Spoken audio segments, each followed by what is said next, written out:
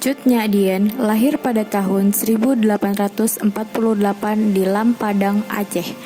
Ia berasal dari keluarga bangsawan yang taat beragama dan memiliki semangat juang tinggi. Sejak kecil, ia dididik tentang agama, adat istiadat, dan strategi perang, yang kelak menjadikannya sosok pemimpin yang disegani.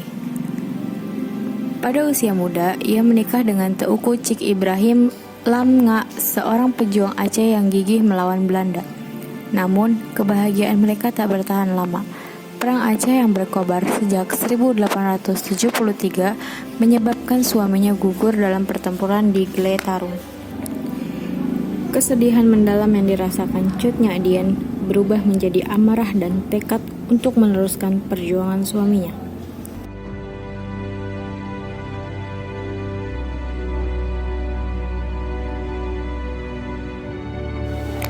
Setelah kematian Teuku Cik Ibrahim, Cut Nyak Dien bersumpah untuk tidak menyerah.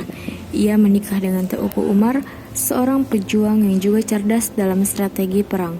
Bersama Teuku Umar, Cut Nyak Dien melancarkan berbagai serangan terhadap Belanda yang dengan taktik gerilya yang efektif. Pada tahun 1893, Teuku Umar menggunakan strategi licik dengan berpura-pura menyerah kepada Belanda agar bisa mendapatkan senjata dan perbekalan.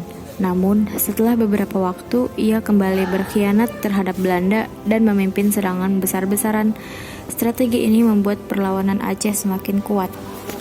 Namun, pada tahun 1899, Teuku Umar gugur dalam pertempuran sekali lagi. Cut Nyak Dien harus berjuang sendirian dengan pasukan yang tersisa. Ia terus bertahan di pedalaman hutan Aceh, melancarkan serangan gerilya meskipun dalam kondisi semakin sulit.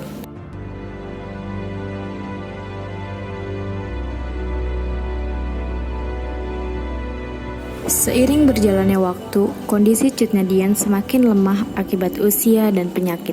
Banyak pengikutnya yang gugur atau menyerah. Salah satu anak buahnya yang tidak tahan melihat penderitaan pemimpinnya akhirnya memberitahu lokasi persembunyian mereka kepada Belanda. Pada tahun 1901, Cut Nyak Dien ditangkap dan diasingkan ke Sumedang, Jawa Barat. Meskipun jauh dari tanah kelahirannya, ia tetap menunjukkan keteguhan hati dan pantang menyerah. Ia menghabiskan sisa hidupnya di pengasingan hingga wafat pada 6 November 1908.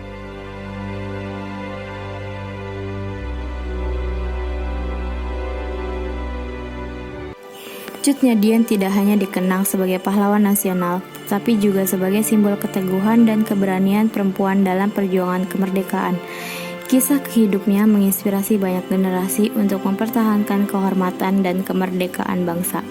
Hingga kini, namanya tetap harum dalam sejarah Indonesia sebagai perempuan yang berjuang tanpa mengenal kata menyerah demi tanah air tercinta.